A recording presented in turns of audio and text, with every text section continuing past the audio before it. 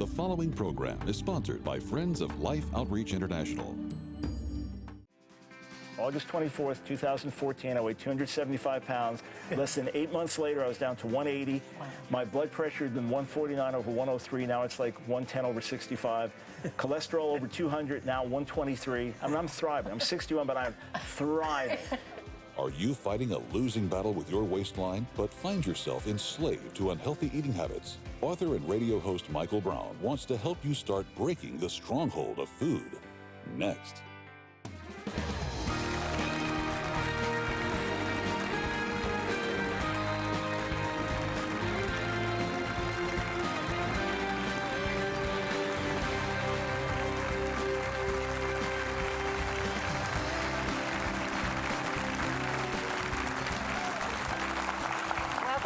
Thank you so much for joining us. I'm Betty and this is James. Well, we're going to talk about something that is very, very important to people. I mean, you billions of dollars, people trying to lose weight, we must spend hundreds of billions of dollars on the food that we try to get free from. Now listen to me. We launched a website about 2 years ago called The Stream. And I believe we're streaming wisdom, transforming truth as freely from as many beautiful tributaries of wisdom as possible to put in one place.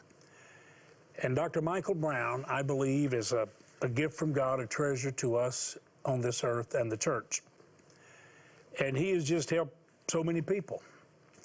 Hard to believe that he was a Jewish drug addict. Two don't seem to go too well together, do they? And a rocker, and just way out, and was gloriously converted. But he had a problem. He said he had a bigger addiction than heroin and cocaine or anything else, and it was food. And when I met Michael Brown, he was the Michael Brown the size that I know. As a matter of fact, when we were saying goodbye, I guess a year and a half, nearly 2 years ago, he said, you know, I used to weigh X. I didn't believe him. He said, I lost over 100 pounds. And I just couldn't believe it. And he told me his wife had lost that. And it's just a miracle.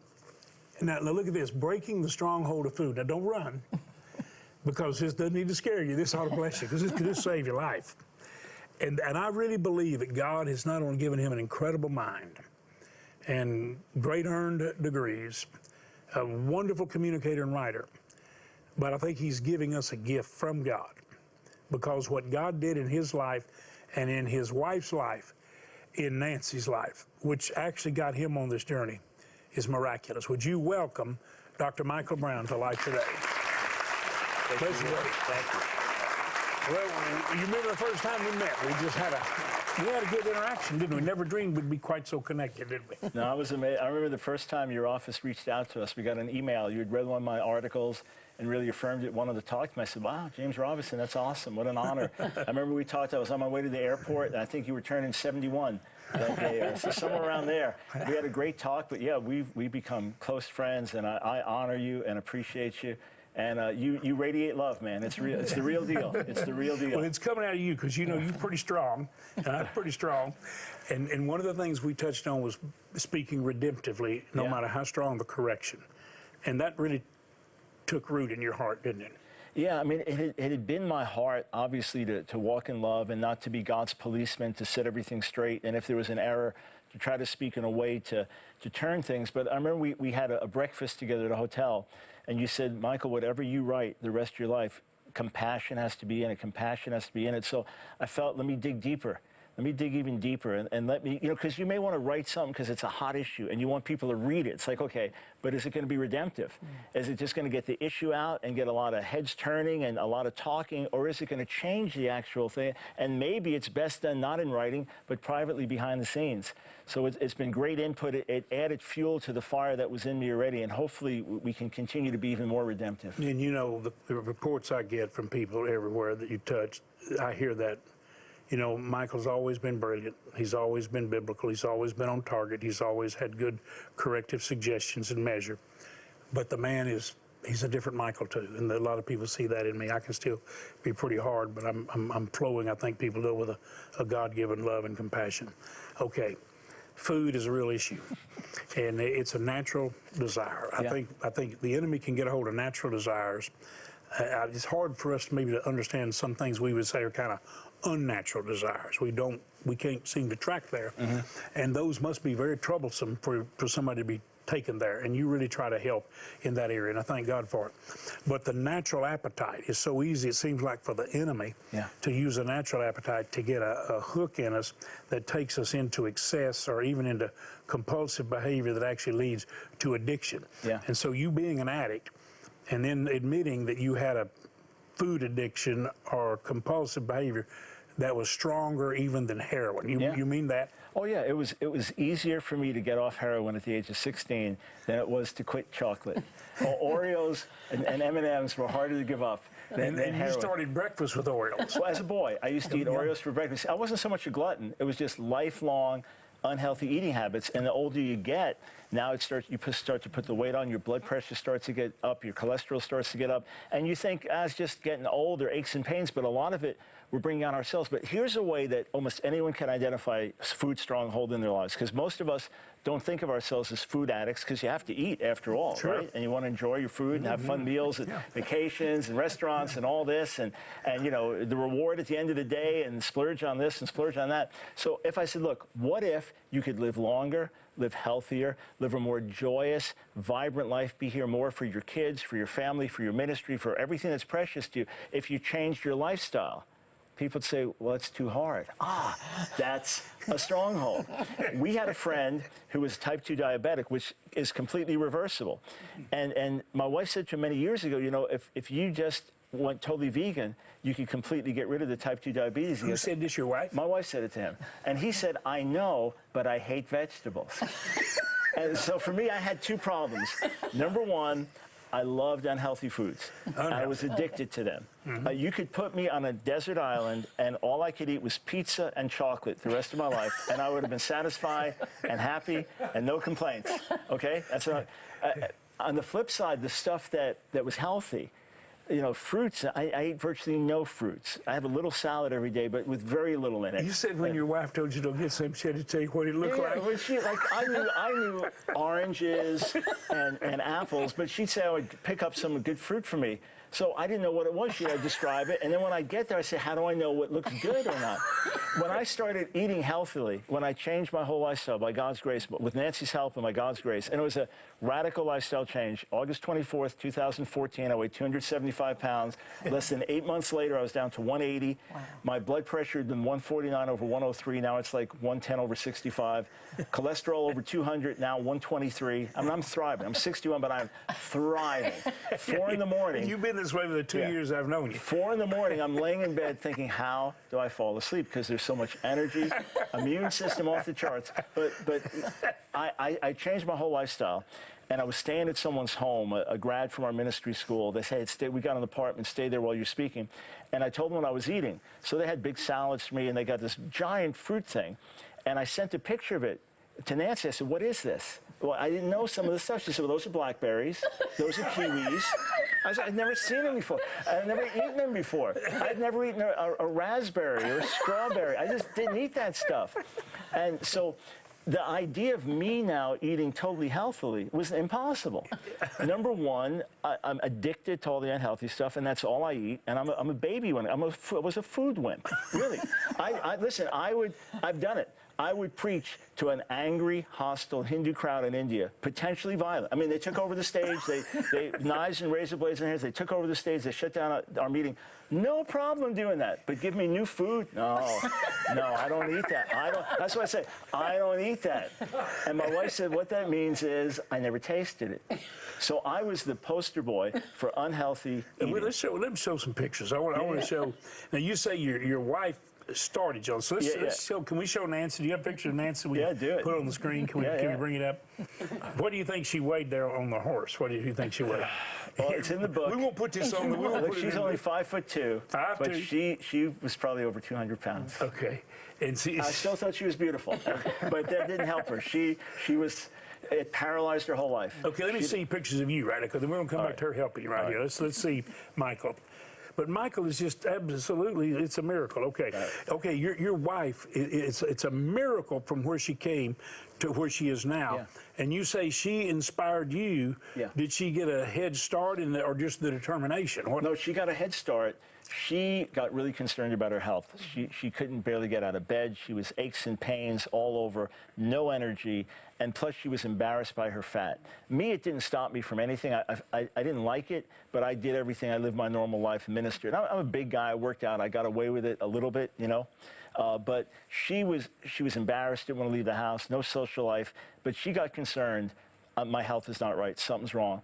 So she had lost weight before. She'd lose 50, 60 pounds, then her hair would start to fall out. She'd get sick, she realized, okay, I can't do this. And then she got afraid of trying to lose again. So yo-yo dieting, you lose, you gain it back. And now it's harder the next time to lose the weight. So she got online, started searching, found this Dr. Joel Fuhrman, and thought, just another gimmick. And then she goes, no, wait, he's a medical doctor, he has a practice. And this is proven, scientific studies. So she looked at it and said, this makes sense, because she had studied nutrition for decades. This makes sense. And she started to eat differently. And, one of the things is that you have to learn to eat foods that you never ate before. And again, I never did it, and I wouldn't do it my whole life. I would fast. While I'm traveling, I would not eat. I would just not eat rather than eat foods I didn't like. So how do you do it? Well, your palate can be retrained. You can actually learn to like new foods. I mean, I love having apples now and fruit and kiwi and all this stuff. I was somewhere overseas where they gave me a kiwi, but it was like in the shell, whatever. So I put on Facebook, how do you open a kiwi? I got like 10,000 responses, like how do you? But I didn't even know. I mean, you bite it, you break it. I didn't know. What do you do with it? But so she started to eat totally differently. And it takes you get food addictions. So you go through withdrawal, you get rid of that junk. Then you have to renew your mind. You have to change your attitude towards food. Food is the fuel for life. Was renewing the mind the real ultimate key? And was it as difficult as just breaking the habit, or they go together? They go together. The food addictions were miserable for like 3 days, but then I thought, okay, this is good. This means there's bad stuff in me, and it's leaving, so this is healthy. This is a good sign. And the third night I prayed through. I said, God, when you set me free from drugs when I was 16, Jesus, you were so real to me. I didn't care about drugs. I said, certainly you're more real to me than food. Certainly you are bigger than Oreos and chocolate M&Ms. Surely. And I said, but I was crying out. I was desperate. Yeah. So the third night I broke through, and then every day Nancy would send me a new testimony and a quote from Dr. Fuhrman. He's a no-nonsense kind of guy. And then I realized, okay, food is my reward. It's different for everybody. And there's obviously the love for food and just the lust of unhealthy eating and stuff. But I realized it was my reward. I preach all day, go back to my hotel room, eat. But you're talking about eating right as your reward, right? No. You're talking about in the old days. That was your escape. And that was your medication. Right. Look, well, I'm not going to, drugs out of my life. I don't drink. I'm not going to watch pornography or something, you can have the food. But food, right. And look, I check in at the hotel and they got those fresh baked cookies. That was from the Lord. And they're free. That was like bad stewardship not to take a few, And then this airport, Auntie Anne's pretzels. This airport, Sbarro's pizza. Really wants Ben & Jerry's ice cream here. And then this overseas flight, like those pretzel rolls. So everything, and then I'm always at the airport. Once you're at the airport, you can eat what you want to eat. Why take the grandkids to the movies if I can't have popcorn and nonpareils? And I had to say to myself, wait a second, you take the grandkids to some G movie to have fun with the grandkids, not to eat. So I had to reprogram my thinking. Food was the fuel for life, right? You eat to live rather than live to eat. And now the benefits are such. Nancy kept telling me, when you hit your ideal weight, you're going to want to fly. And it's just like, literally, I'd get to the grocery store and grab that cart and start running down the aisle. That's okay, don't, for all the healthy stuff. But what Nancy did, she started to eat healthily, and she made this mega healthy soup with all kinds of mushroom stuff she didn't like. And she went to eat it, and she almost gagged on it. This was early in her journey.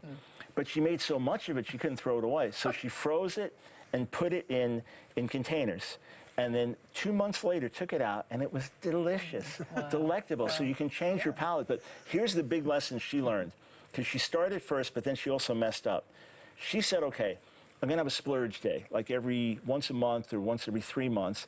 And psychologically, you got to play games with yourself. Like she told me early on, if you really want to eat something, tell yourself you can have whatever you want, just not today.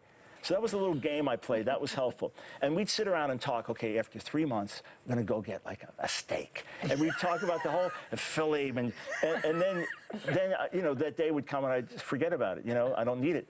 But what she did is she said, okay, I'm going to have one day that's like a splurge day. And then what happened was it became 2 days, and then 3 days, and it opened up those old desires.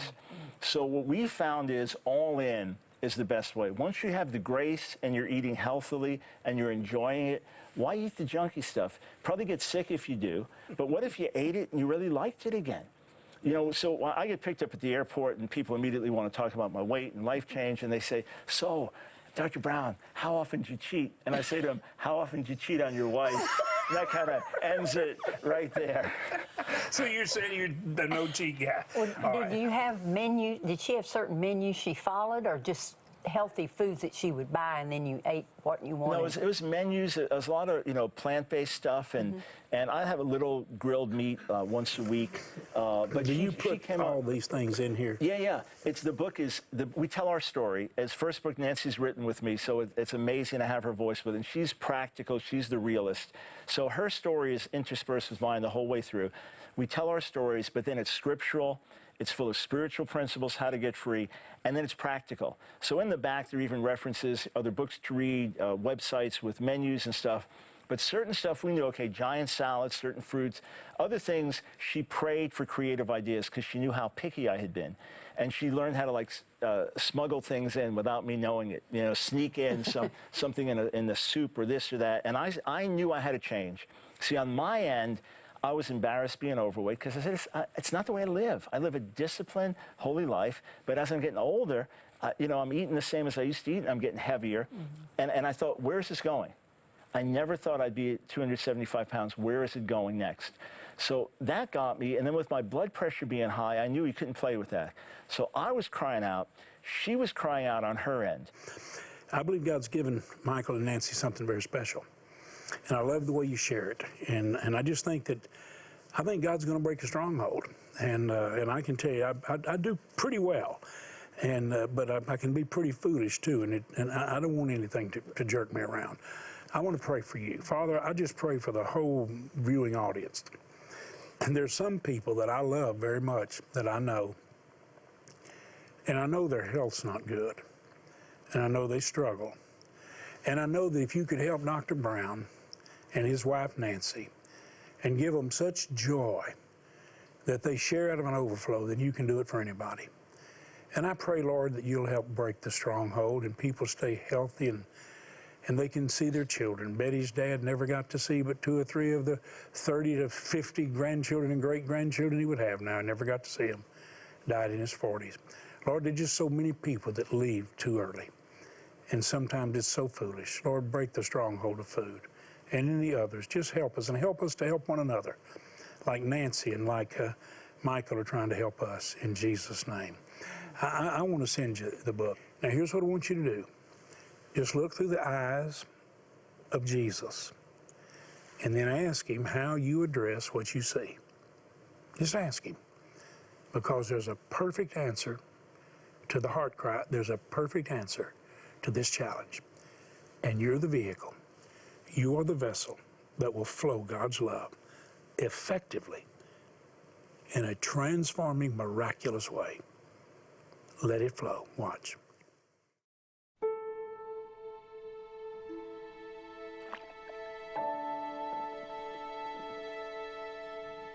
Just how thirsty am I?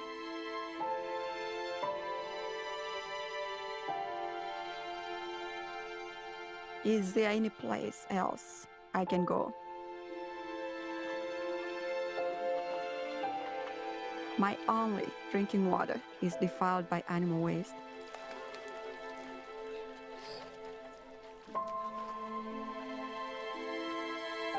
I've seen what lives in that water.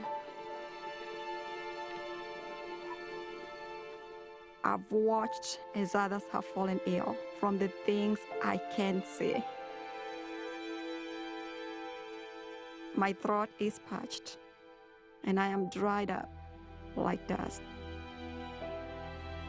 God, what I would do for some clean water to drink for me and my children. Just how thirsty am I? I guess I have no choice. Please, God, I thirst.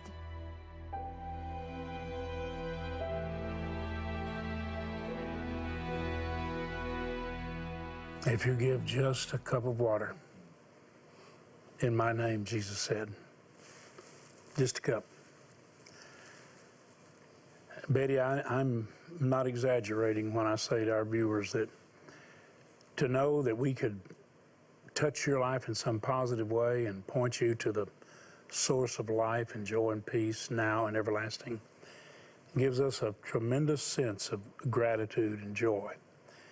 And when you see a situation like that is grave, that you just looking for water and the heart cry of so many. And we can not only give a cup of water, we can give a well of water. And we've been doing it. And right now, I think we're facing one of the greatest crises, according to the missionaries, where we emergency have to drill immediately 188 wells. And we got to find a way to get water in where you can't get a drilling rig. So what we're asking for is miracles, and the miracle is in your heart and in your hands. I believe our viewers are going to help us drill those water wells. I believe you will too, because you believe in miracles, and we can be a miracle to this mother and to many other mothers like her as she watches children die, and it breaks her heart. And she knows if she gives them the water, it's going to likely kill them, but they have to have the water to survive even for a day. So please join with us, and let's get the wells to them quickly so that they can have the opportunity to see their children grow up just as we enjoy our children growing up. Well, you know, with the great drilling rigs, and you just gave another rig, and thank you, Lord. Thank you. Thank you for being the instrument God used. We can drill those wells in most areas in a matter of days. And then we can case them and give them a manual pump, because in so many areas they have inconsistent power sources at best. In some of the areas, in these outlying areas in the third world countries, and they don't have power to their particular village or area. So we are giving them the greatest gift they'll receive apart from the water of life, Jesus. And isn't it wonderful to know that it's because of the love of God in our heart that we're giving them the water that they so desperately need, but that because we've experienced that relationship with God, we're able to share the water of life with them. And once they've seen the love of the God we talk about expressed through us in meeting one of the greatest needs in their lives, it's so much easier for them to understand God's love. Would you please, right now, we're asking you to make the greatest gift possible, to give life. The wells still cost, Betty, I'm being told this may be the last time we can keep them at $4,800, but they are that now. Could you give a well or a part of a well? Is there any way that you could do that? We're going to send you, I think, the most beautiful bronze that we have ever created for you. It's a determined eagle, determined to soar in the turbulence of the times and the challenges of the day. And one of the things we do in a challenge time is we joyfully meet the challenges of others. We let the love of God carry us and meet their need. Would you right now, would you get your bank card, go to the website you see, or dial the number that's always there as a prayer line, and make the gift God puts on your heart. If you can give a well, please do. A part of a well, do. Remember this, $48 will give 10 people water the rest of their life. 144, 30 people the rest of their life. There's a level at which you can participate.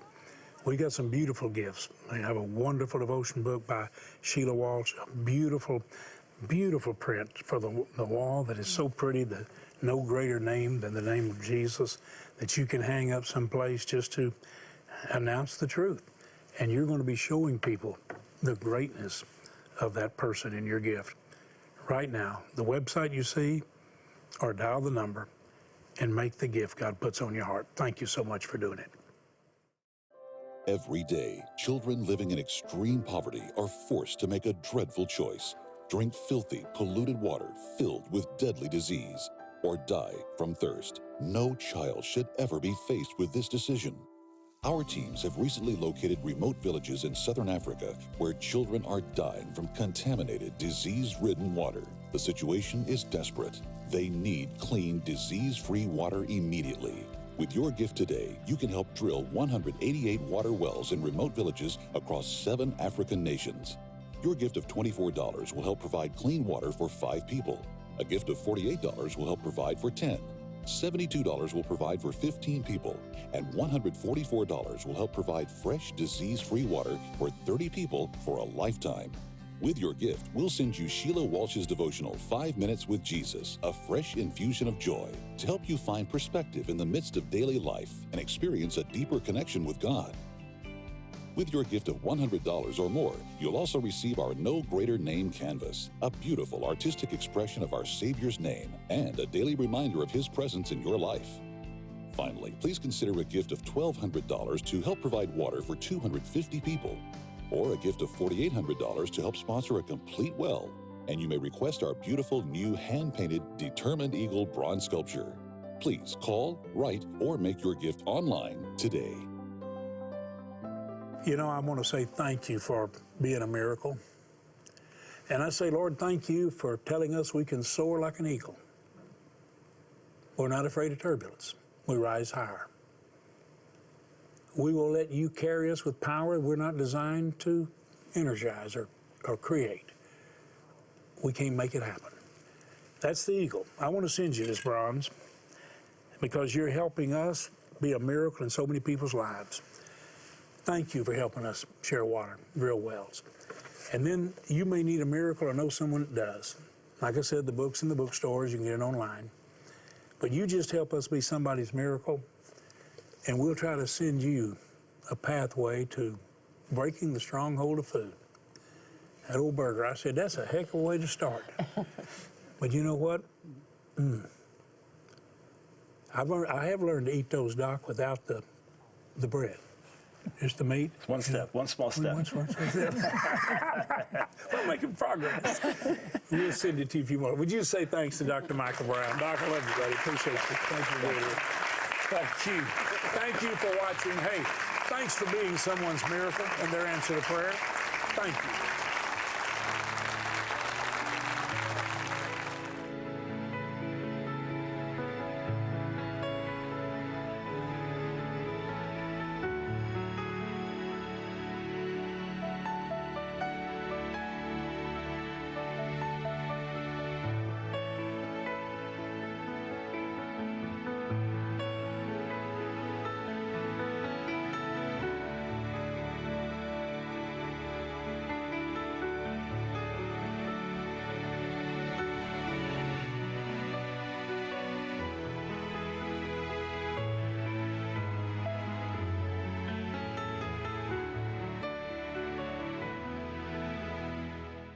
In his new book, Living Amazed, James Robison shares how divine encounters can change your life. Living Amazed, coming soon to online and retail bookstores. Life Today is made possible by the supporters of Life Outreach International. Your gift will be used exclusively for the exempt purposes of life. The ministry features specific outreaches as examples of the programs it supports and conducts. Gifts are considered to be without restriction as to use unless explicitly stipulated by the donor. The ministry is a member of the ECFA.